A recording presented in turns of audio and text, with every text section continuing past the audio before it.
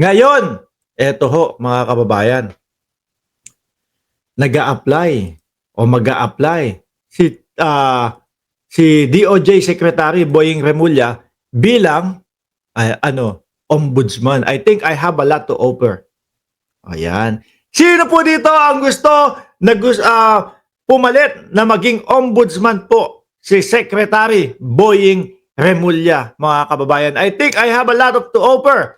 Kinumpirma ni Department of Justice Secretary Jesus Crispin Remulla na magpapasa siya ng aplikasyon, no? Para sa ombudsman post ngayong linggo. Kasi ho si Martires paalis na, mga kababayan. Paalis na ho si Martires, mga bossing. Sa tingin nyo po, tanggapin po kaya ang aplikasyon ni Secretary Boying Remulla? Tingin ko sok pa na po yan. No, pasok na po yan. Hindi na kailangan mag-isip, mga kababayan. Naku po. Nakita nyo po, iilang panahon na lang, mga boss chief amo, sir, yung nalalabi po ni Martires doon sa ombudsman, gusto pang makialam, no? Wala naman daw pong jurisdiction doon sa impeachment ni Inday Sara Duterte. Gusto pang makialam, habol pa. Naku, baka masabihan ako, nandun ka sa posisyon mo bilang ombudsman, tapos wala ka man lang nagawa doon sa impeachment ni Inday Sara Duterte. Ano po iisipin, mga kababayan, ng mga kapwa natin Pilipino noon? Aba, humahabol. Gustong magbayad utang. 'Di ba? Gustong tumanaw ng utang na loob. Hindi po dapat ganoon yung mga nakaupo diyan. Hindi po dapat ganoon yung mga nasa gobyerno, mga bossing. Bakit po? Ang mangyayari po noon, yung mga nabigyan nila, no?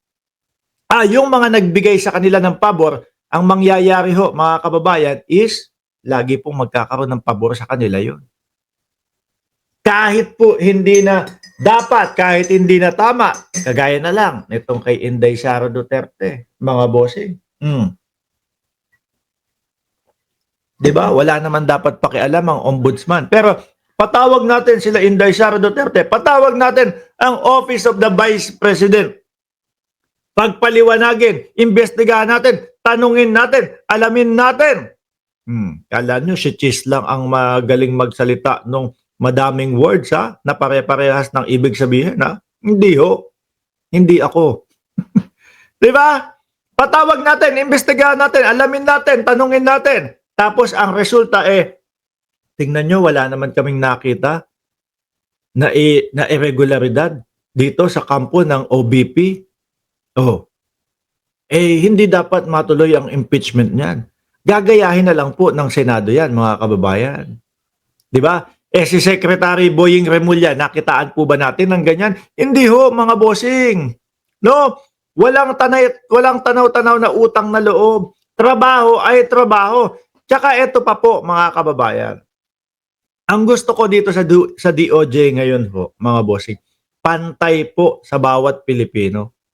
Ano? Pantay po. Kung kailangan bigyan ng hustisya, kung kailangan alamin na dapat imbestigahan ulit, kung kailangan buksan ulit ang kaso, buksan natin para maging pantay-pantay para sa bawat Pilipino. Tingnan nyo nga po sila alias Amanda, maliliit na tao ho. Nawalan na po, no? Kumbaga, nawalan na ng pag-asa nung una kung makakakuha pa sila ng hustisya kung mapapahiring pa ba kung madidinig ang kanilang side Di ba? Dahil nga, ang nakaupo doon dati best friend ni Kibuloy. Tapos saan po yung unang hearing, mga kababayan? Doon, sa Davao, home court nila. Ano sabi ni Secretary Boying Remulla? Silipin nyo nga yan, tignan nyo nga. Baka mamaya may hindi pantay na pagtrato dito sa mga kapwa natin Pilipino. Sinilip, tinignan. Buksan ang kaso. Tingnan natin, no? Yung kanilang mga paliwanag. Pinagpapaliwanag sila, pinapatawag sila, ayaw nila pumunta, binaliwala. Ano ho ang ginawa? Nagtago. 'Di ba? Mga nagtago ho, mga kababayan. Yun kumbaga, ano nila yun? Para sa kanila yun. Makabubuti sa kanila yung pagpapaliwanag na yun. Ano ginawa? Nagtago. Aba, nung nagtatago na si Buloyski, may hinihingi pang ilan? 17, 18 utos. Kailangan daw po para humarap sila, unang-una, sagot yung jet fuel nung kanyang eroplano. Aba, ibang klase kayo. O, di ba? Kailangan sagot yung pakain nung lahat ng mga bodyguard. Ibang klase kayo. Di ba? Kailangan sagot yung tutuluyan nila. O. Ngayon po, ang nangyari, ang sagot lang po na tinutuluyan, yung kay Buloyski ho, mga kababayan. Yun nga lang, hindi po yung mga bodyguard ang kasama. Yung mga kakosa ho, mga bossing. Sabi ni Prima Song for Fun, walang maisagot at ayaw sumagot. Kaya nagsilayasan na lang. Ganyan ho kasi ang estilo nila eh. No? Ang akala ho nila, mga kababayan, yung pagtakas, no? Is sagot doon sa problema nila. Akala ko pa naman matatalinong tao to. Ang mangyayari lang ho, yung pagtatago, mga bossing, tatagala, haba lang po yung pagdurusa nila. Habang nagtatago ka, stress ka di ba? Pinapatagal lang ho. Kung dapat aksyonan na agad. Baka kaya nagtatago, hindi kayang idepensa yung kanilang sarili. Ganun lang naman po yun Di ba? Napakadali lang po nun, mga kababayan. Pag ikaw, alam mo sa sarili mo, kaya mo idepensa ang iyong sarili, ikaw pa ho ang magmamadaling magpaliwanag.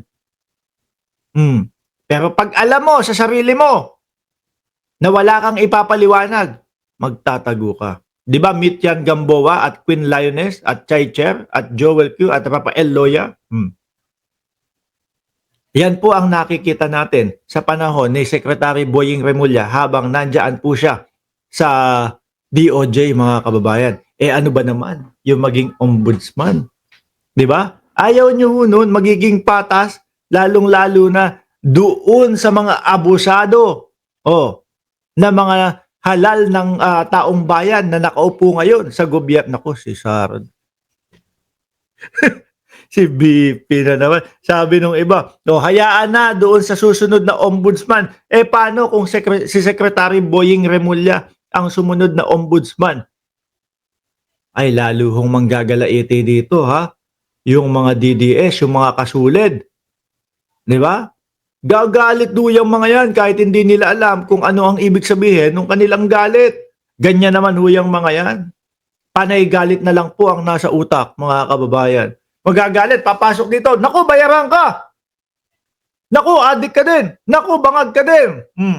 Pero ho, yung pagkahaba-haba ng 1 oras at kalahati nating pinagtatalak dito, wala silang maikontra. Wala silang masabing maipanlaban man lang doon sa sinasabi natin. Paano nga ho kasi? Sanay lang ho yan doon sa nakita, narinig kay Inday Sara Duterte, tapos pag hiningan ng ebidensya, wala na. Dahil ganun din po ang Vice Presidente. Example na lang. Yung kay Luis Tro, di ba? Sinabi may utang daw. Wala naman. Walang maipakitang ebidensya. Sinagot ni Congresswoman Beatrix Luis Tro, pakibigyan naman po kami ng resibo para naman po mabayaran namin yung sinasabi niyong utang. Sumagot pa ba ang Vice Presidente? Wala na. Pangbungad lang po sila. Pang-umpisa lang po sila, mga kababayan. Pag hinanapan mo na, nasan ang backup niyan? Wala na po.